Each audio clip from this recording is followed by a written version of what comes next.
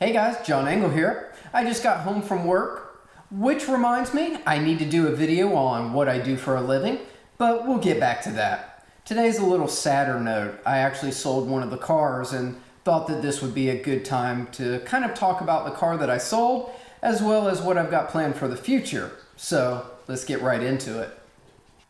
I'm going to go ahead and put up the video of my Celine S281 driving away. So now you know I did sell the Celine.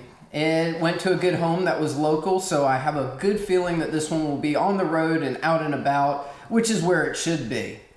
But when I sold this one, I kind of thought to myself, what do I want to do? Where do I want to go? One of the things that I have been doing lately was buying more cars than I have space for. So I thought that this would be a really good time for me to kind of thin the herd out. So the next time you see me, I'm going to show you the cars that are up on the auction block.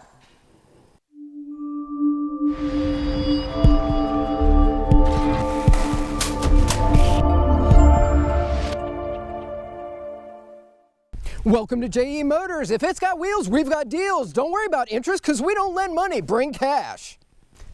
Okay, so here they are. I've got my 96 Miata, my 2010 Shelby GT500, and my 2001 Jaguar XKR.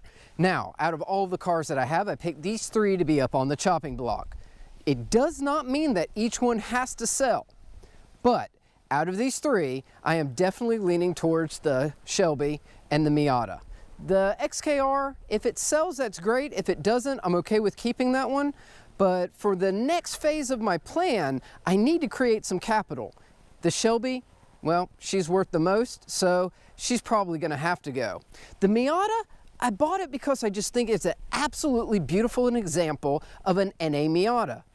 But I then bought the Z4, and I've been using that more as my daily driver, which was the Jaguar's job. So I've got too many cars that I'm using for the same thing, and I don't have enough room for them. So they need to go.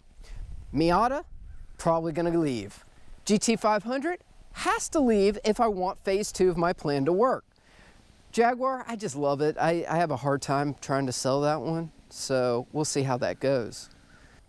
Some quick specs on all the beautiful cars I have behind me. The first one is the 96 Miata. This one has around 140-some thousand miles on it. It is a 5-speed. Everything is beautiful in the car, really. For it to be a 96 and to have that many miles, you will not find a better conditioned car. The top has been replaced fairly recently. It has a glass window. Big plus over those plastic ones that crack and fade and get the yellow look to them. Seats have all been replaced in it. Maintenance is up to date on her. She's just a great driving car that somebody can just pick up, enjoy, drive the heck out of, and you're not going to have a whole bunch of issues with it.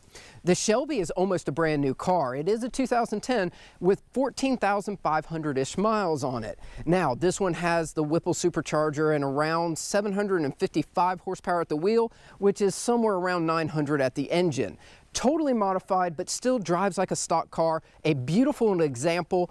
Somebody definitely could get in this, drive it every day, or take it down to the track, get some good times out of it. This is a beautiful car. On to the last but not least is the 2001 XKR, a beautiful example. You do not see too many of these in coupes, so if you're going to look at prices and what you think this should be, make sure that you look at the coupe, not the convertibles. They made a slew of convertibles. That's why I wanted the coupe. Plus, it's the XKR, so it's a supercharged V8. It gets up and rolls out with no hesitation at all. Beautiful interior, all leather, as you would expect from a Jaguar. It's like driving in a nice recliner.